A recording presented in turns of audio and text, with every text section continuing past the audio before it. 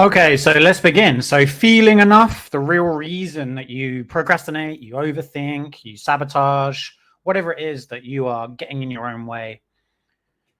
And this is helpful to understand where our level of self-worth comes from. So if you want to move forward, you have to understand where you are, the truth about yourself.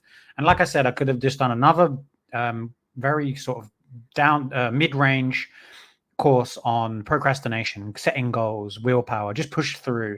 But none of that really gets to the core. None of that really works because you'll always come back to all the core beliefs about yourself. And we're going to go into that. And this is a spectrum. So I'm going to be talking about something called shame. And shame is literally the level of how much you like yourself. If you don't like yourself, it probably comes from shame. It probably comes from that core belief that you don't feel yourself to be worthy. And we're going to be going into why. So it's quite heavy. And obviously that's a spectrum.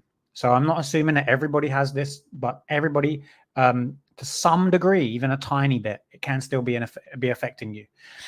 Okay, so a lot of people get put off by the fact that when I start talking about shame, but all shame is a belief about yourself. Okay, so it doesn't mean you're broken. It doesn't mean you need to be fixed either. Let's get rid of these ideals about shame. Let's get rid of these ideas about shame.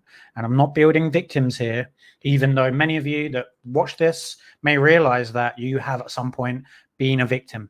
But we're going to discern. We're going to be moving forward without that stigma of being, I am just a victim. Okay, that's important to understand. And from experience, most addiction, self-sabotage, overthinking, anxiety comes from shame, comes from that belief, that core belief about yourself that you are not enough, you are not lovable. For whatever reason, you are abandoned or you have some kind of trauma in your childhood. So it is quite a heavy course. If you're not interested in that, I appreciate that. But I'm just going to warn you now, this is where we're going with this. And this is the most effective way to deal with overthinking, being in your own way, addictions. And obviously, like I said, it's a spectrum.